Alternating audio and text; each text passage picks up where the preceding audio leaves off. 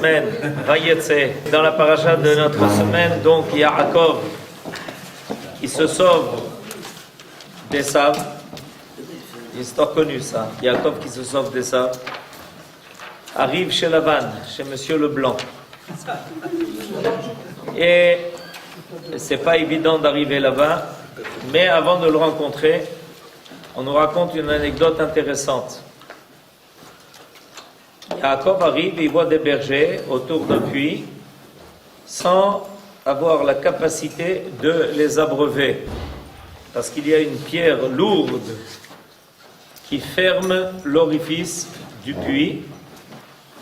Étant donné la confiance règne, ils ont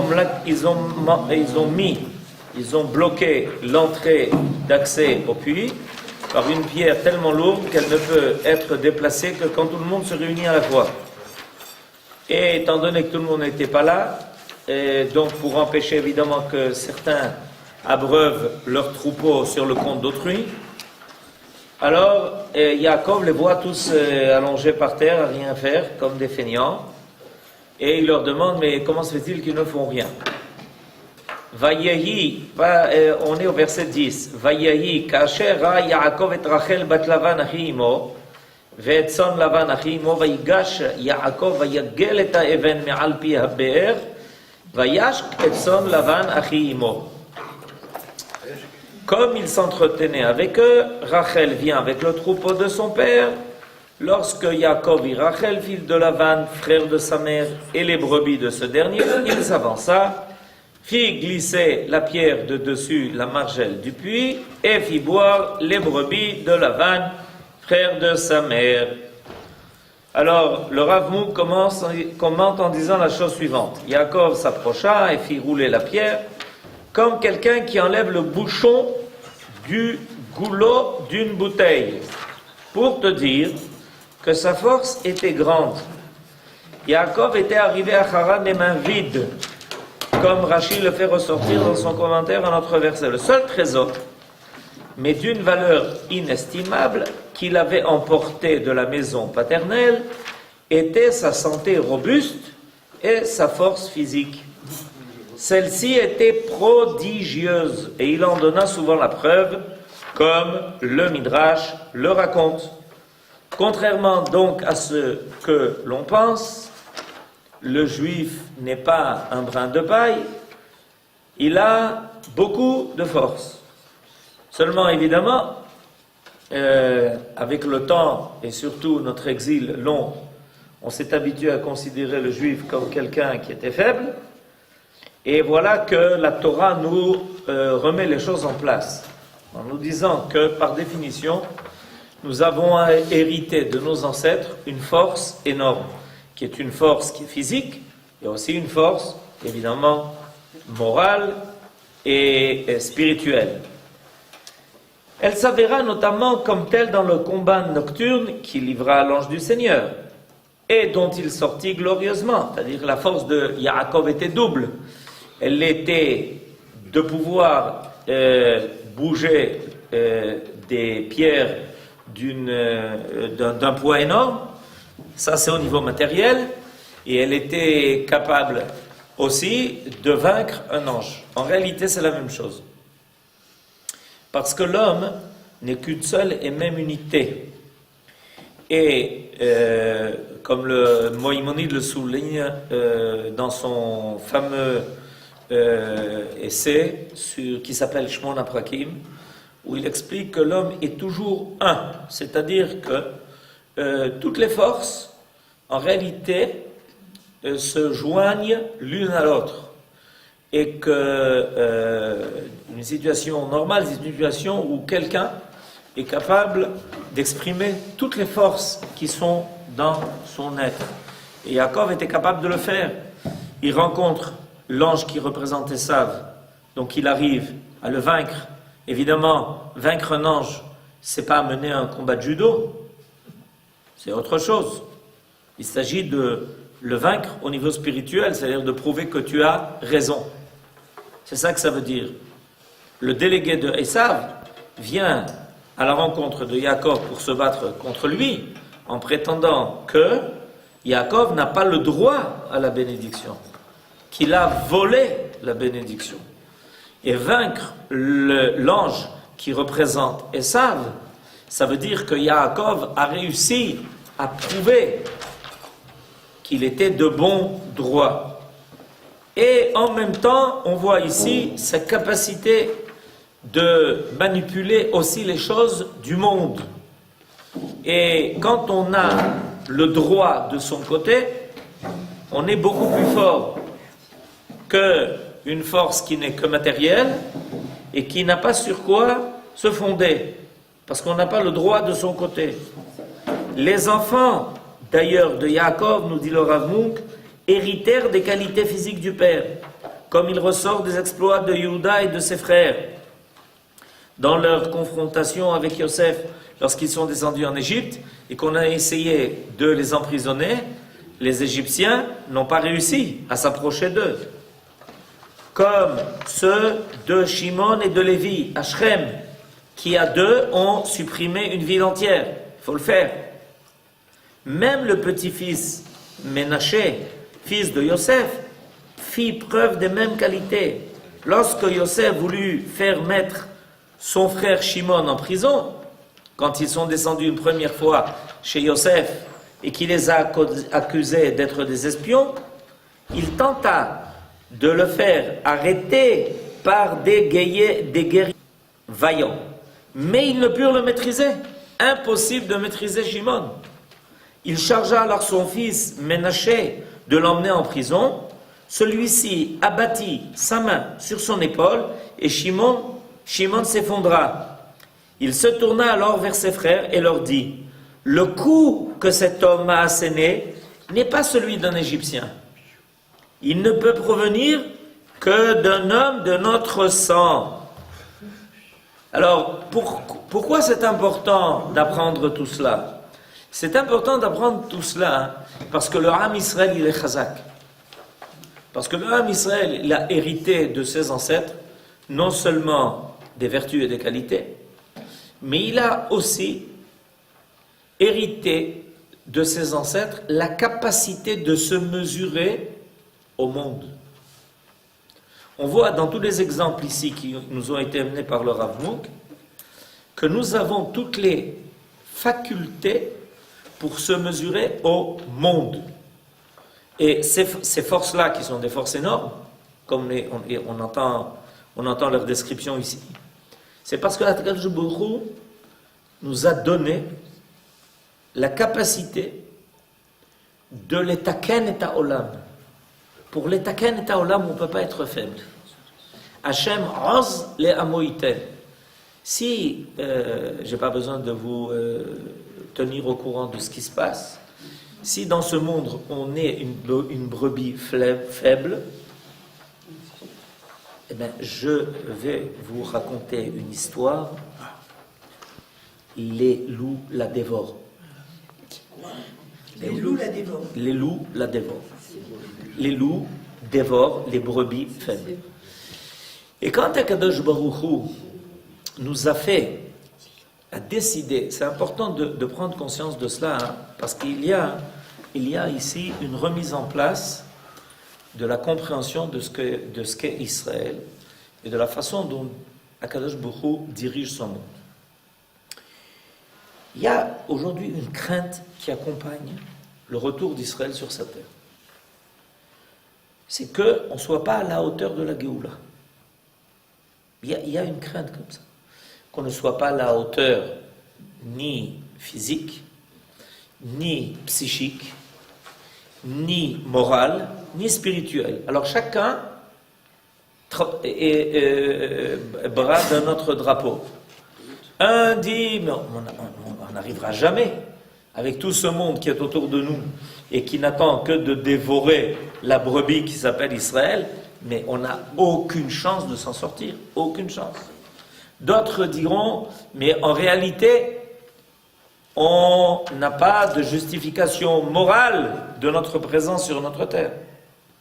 D'autres diront, mais on n'est pas méritant suffisamment. D'autres diront, mais regarde, les fautes On n'est pas dans un état qui est mené par la Torah. Chacun a trouvé le volet qu'il lui faut. Pour dire quoi? En réalité, tous la même chose, que Akadosh Baruch Hu, Chas v'Shalom, s'est trompé. Il a déclenché le mécanisme de la Géoula et c'est incontrôlable. Il n'avait pas prévu que ce soit le peuple d'Israël qui soit impliqué dans le processus de la Géoula. C'est intéressant ça. On imagine la Géoula sans que le peuple d'Israël ne soit impliqué dans le processus de la Géoula. Alors, permettez-moi de remettre les pendules à l'heure. Quand Akadosh Baruch Hu a déclenché le processus de la Géoula, eh bien, il savait que ça allait se passer comme ça. C'est surprenant. Hein? Et il savait que le Ham Israël était capable d'être associé à ce processus. Et il savait que le Ham Israël aurait toutes les forces nécessaires à tous les niveaux pour pouvoir assumer le rôle que Akadosh Baruch Hu lui a imparti. Ou sinon, Akadosh Baruch Hu n'aurait pas mis en place le processus de la délivrance du monde. Pas d'Israël, du monde. Pas d'Israël seulement, du monde entier. Non, par Israël. Et par Israël. C'est clair, c'est de plus en plus clair, c'est de plus en plus évident. Ok? Ça c'est important de le savoir. Et on peut se dire, mais d'où on a tout ça? D'où on a toutes ces forces? Comment on va pouvoir affronter toutes les épreuves et toutes les difficultés que cette Géoula impose? Réponse, on a hérité de nos ancêtres. Seulement, pendant 2000 ans, ça a été mis en veilleuse. C'est ça. Ça a été mis en veilleuse, parce que si ça n'avait pas été mis en veilleuse, on n'aurait jamais pu rester en exil. Parce que le premier qui se serait approché, on lui aurait envoyé une baffe, on l'aurait baladé, on l'aurait envoyé balader de l'autre côté du monde. Pour pouvoir supporter l'exil, il fallait mettre en veilleuse les forces d'Israël. Si elles n'avaient pas été mises en veilleuse, ça aurait été impossible. On n'aurait jamais pu vivre en exil. Vous comprenez? Alors, maintenant que le temps de l'exil est terminé, je vous propose de le dire au téléphone si vous avez des gens en Chutz La'aretz. Maintenant que le temps de l'exil est terminé, les forces d'Israël se libèrent et réapparaissent et permettent d'affronter les difficultés envers lesquelles les autres ont déjà baissé les bras en disant c'est perdu, c'est fini, il n'y a rien à faire, c'est trop tard, on est dépassé, on n'a plus aucune chance, c'est la fin du monde, c'est bientôt la fin. Le Ham Israël dit non. Non, pas du tout. C'est le début.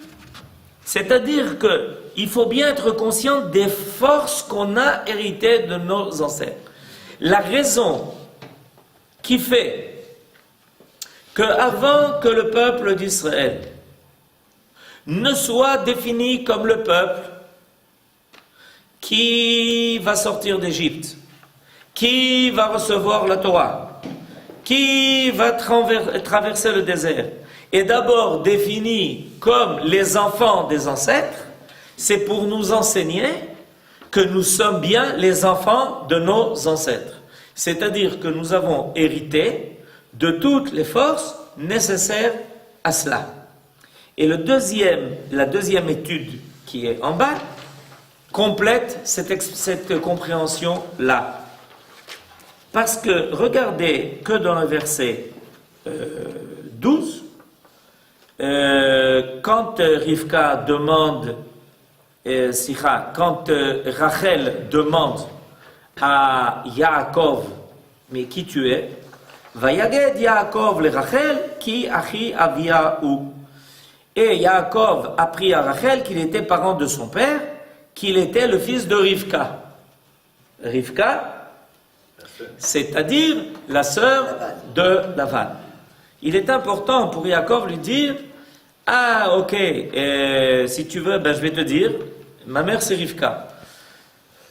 Alors c'est intéressant de savoir pourquoi il est tellement important, et c'est déjà apparu 2 fois dans le verset 10. Regardez dans le verset 10.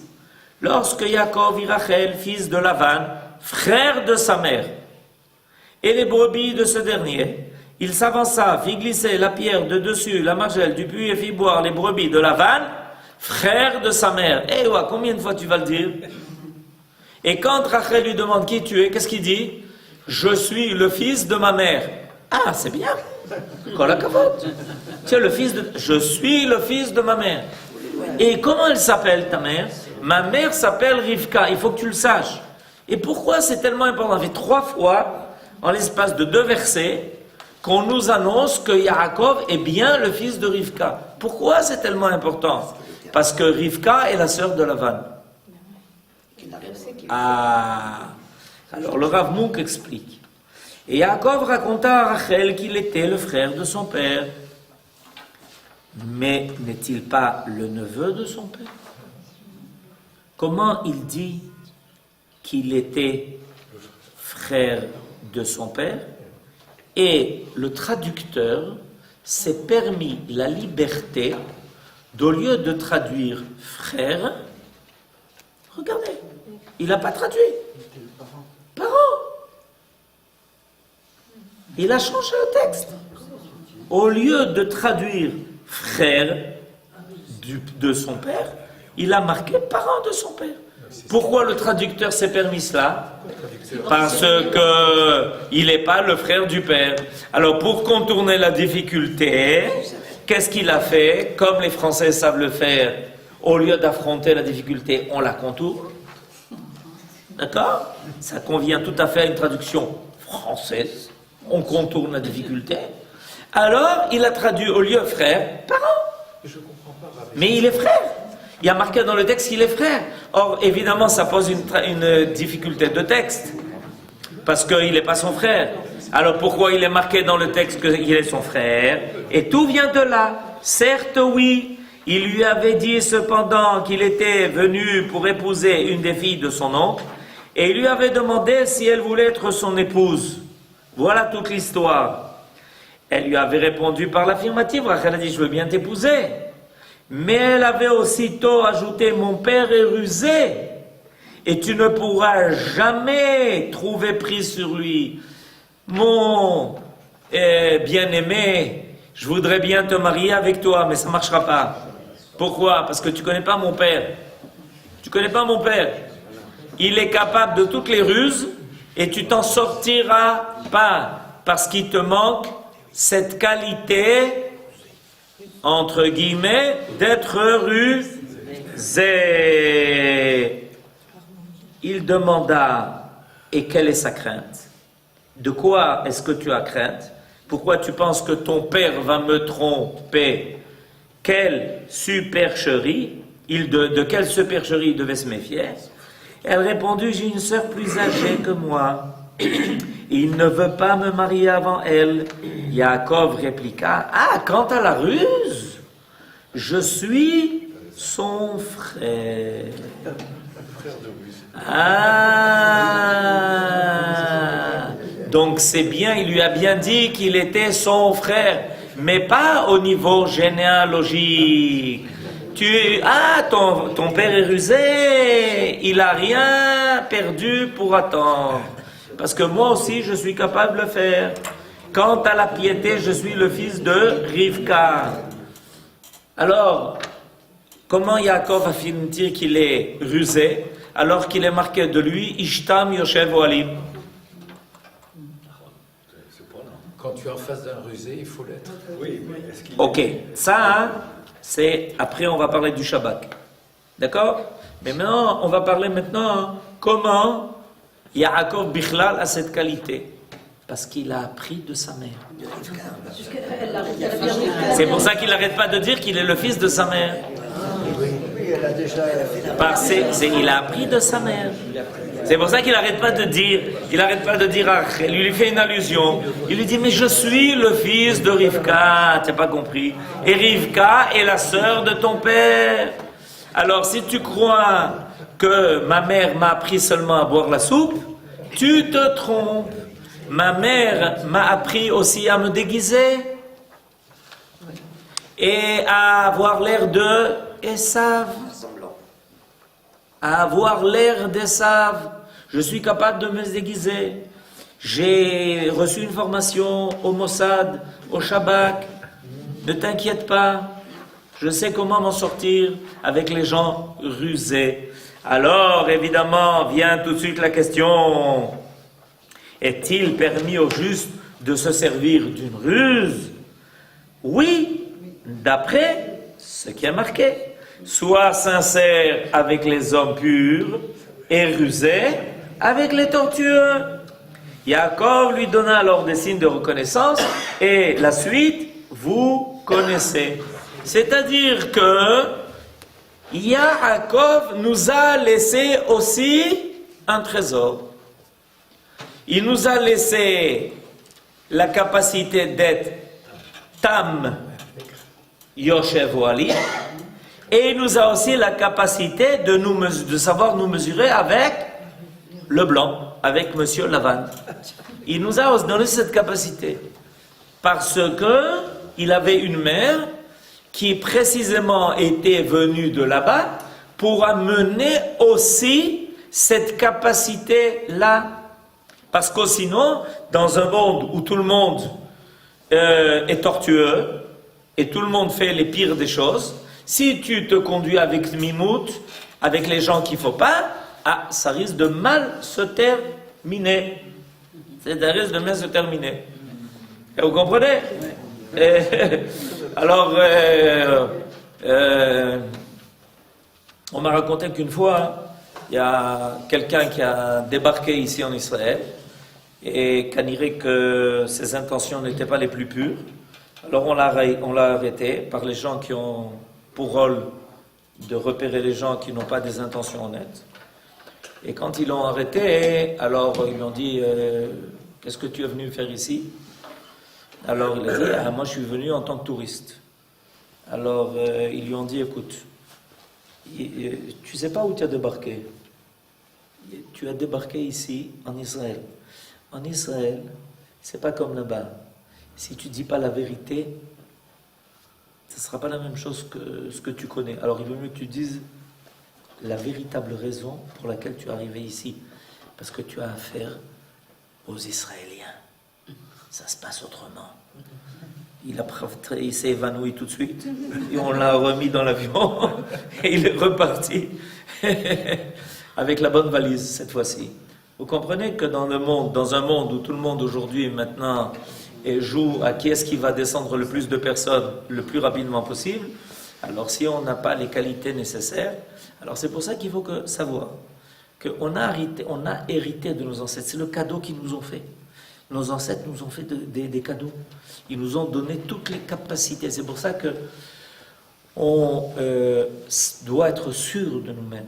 Parce qu'on a reçu à la fois le niveau moral le plus élevé possible et imaginable, les plus grandes aspirations spirituelles que l'on puisse imaginer chez l'homme, la recherche de la vérité et de la justice, mais on a reçu aussi toutes les forces nécessaires pour savoir se mesurer avec tous ceux qui veulent jouer au mal.